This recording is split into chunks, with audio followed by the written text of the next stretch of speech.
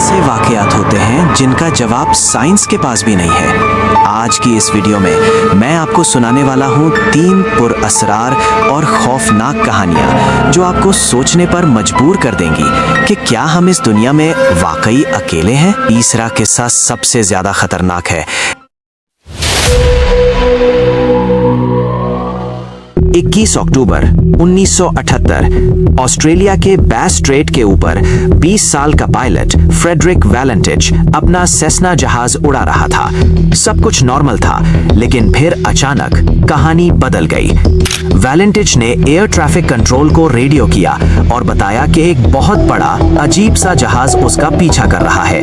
उसने कहा कि उस जहाज पर 4 चमकती हुई लाइट्स हैं, लेकिन कंट्रोलर्स का जवाब हैरानकुन था। वहां आसमान पर तुम्हारे अलावा कोई दूसरा जहाज नहीं है। वैलेंटिच ने घबराते हुए बताया कि वो चीज उसके ऊपर मंडला रही है।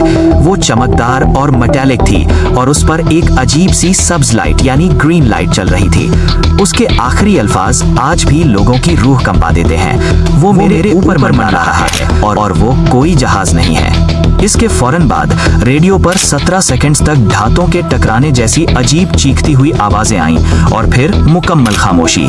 ना कोई मलबा मिला, ना कोई निशान। फ्रेडरिक और उसका जहाज हमेशा के लिए गायब हो गए। क्या ये कोई हादसा था? दोस्तों, ये सुनकर ही डर लगता है कि दुनिया में ऐसी जगह भी हो सकती है।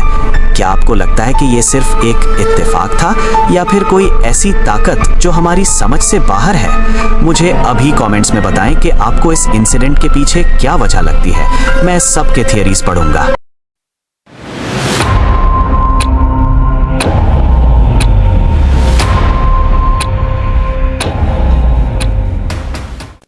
दिसंबर 1958 एक हंसती खेलती फैमिली क्रिसमस की डेकोरेशंस लेने निकलती है, मगर वापस कभी नहीं आती। केनेथ मार्टिन, उनकी बीवी और 3 बेटियां, 5 लोग जैसे हवा में फना हो गए। घर पर क्रिसमस ट्री आधा सजा हुआ था, मेज पर तोहफे रखे थे और किचन में खाना पक रहा था।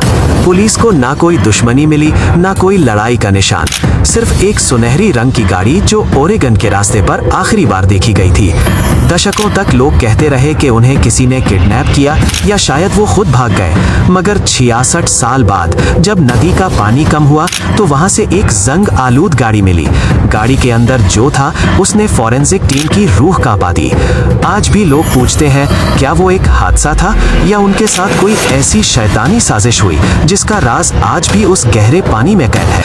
ऐसे वाकयात सुनकर रूह कांप जाती है। अगर आपको भी मिस्ट्री और पैरानॉर्मल स्टोरीज पसंद हैं तो इस वीडियो को लाइक करके अपनी हाजिरी लगाएं, ताकि मुझे पता चले कि मेरी मिस्ट्री ट्राइब कितनी बड़ी है। चलें अब बढ़ते हैं आज के सबसे अजीब और पुरअसरार किस्से की तरफ। ये था वो वाकया जिसने सबको हैरान कर दिया।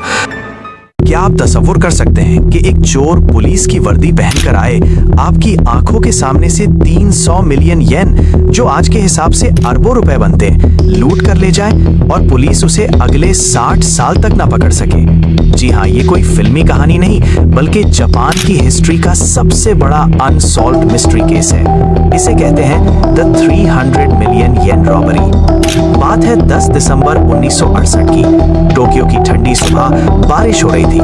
निहोन शिंटाकू बैंक की एक गाड़ी कैश लेकर जा रही थी। रास्ते में एक मोटरसाइकिल सवार पुलिस वाला उन्हें रोकता है। वो बैंक एम्प्लॉयज को बताता है कि उनके मैनेजर के घर पर बॉम्ब ब्लास्ट हुआ है और इस गाड़ी में भी बॉम्ब हो सकता है। लोग डर गए। जैसे ही एम्प्लॉयज गाड़ी से उतरे, वो नकली पुलिस वाला गाड़ी के नीचे घुसा। अचानक वहां से धुआं निकलने लगा। एम्प्लॉयज को लगा बॉम्ब फटने वाला है, वो अपनी जान बचाकर भागे, लेकिन असल में वो सिर्फ एक स्मोक फ्लेयर था। वो पुलिस वाला बड़े आराम से गाड़ी में बैठा और करोड़ों का कैश लेकर गायब हो गया।